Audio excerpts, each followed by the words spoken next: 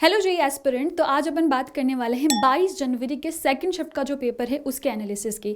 तो सबसे पहले तो मैं बता दूं, ये जो पेपर है ये कंपैरेटिवली अगर तीनों शिफ्ट से बात की जाए तो सबसे ज़्यादा टफ पेपर था, मॉडरेट टू टफ लेवल का था।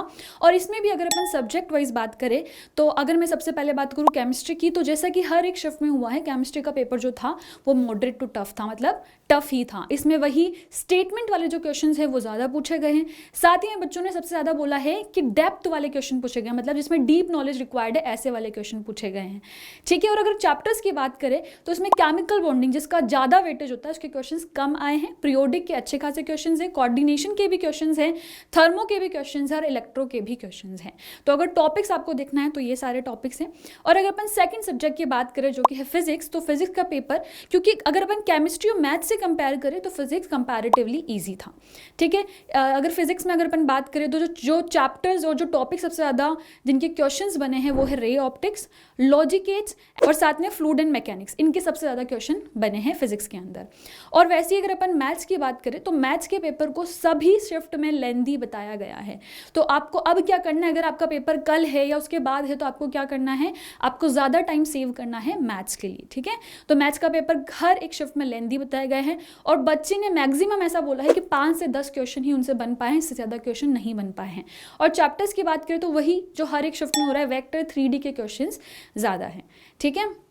यहाँ पर अगर अपन एक चीज़ सीखने को मिली है जो हर एक शिफ्ट से सीखने को मिली है वो ये है कि केमिस्ट्री में आपको जो IUPAC नेमिंग वगैरह होती है, मतलब स्ट्रक्चर को बनाने की जगह वो नेम दे रहे हैं। इसका मतलब क्या है, वैसे ही क्वेश्चन टफ हो जाएगा। तो आप सबसे ज़्यादा क्या करो, नेमिंग पे फोकस कर लो अगर अभी तक नहीं करा है तो। ठीक है। साथ ही में जो स्टेटमेंट वाइज क्वेश्चन होते हैं जिसमें बहुत सारे स्टेटमेंट हैं, तो उन्हें आप ज़्यादा टाइम देने की जगह उनको या तो लास्ट में करो, ठीक है, कि उन पर कम से कम टाइम खर्चो, क्योंकि ज़्यादा स्टेटमेंट है मतलब टाइम ज़्यादा लगेगा और आप बाकी के जो इजी क्वेश्चंस हैं उनको सॉल्व नहीं कर पाओगे। तो ये चीज़ें कर सकते हो। वैसे ही अगर अपन फिजिक्स में बात करें तो फिजिक्स में क्योंकि कंपैरेटिवली इजी आ रहा है केमिस्ट्री और मैथ से, तो आप एक चीज़ कर सकते हो, आपके जो फॉर्मूला है उन्हें अच्छे से रिवाइज कर लो, क्योंकि अधिकतर क्वेश्चन ऐसे ही जो फॉर्मूला लगाने पर हो रहे हैं, तो फॉर्मूले को अच्छे से रिवाइज कर लो। और मैथ्स में तो पेपर वही मॉडरेट टू टफ है और लेंदी पेपर है।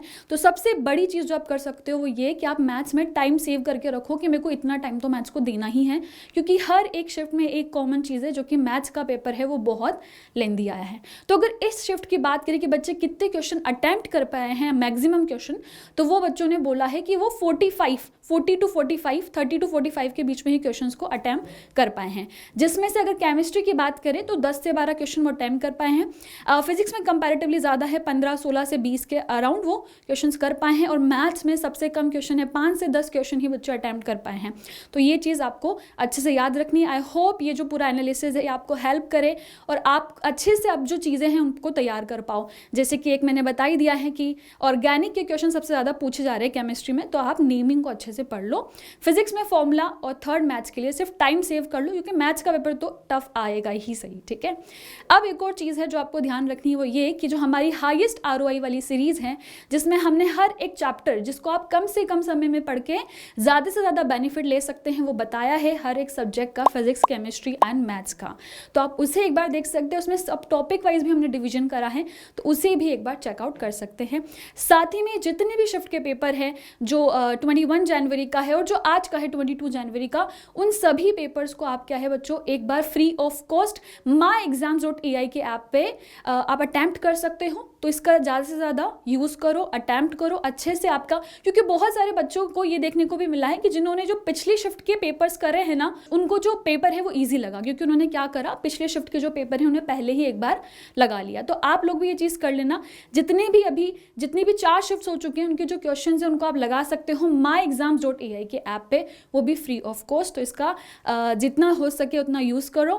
Thank you so much. I hope this video will help you in your preparation and all the very best. Thank you.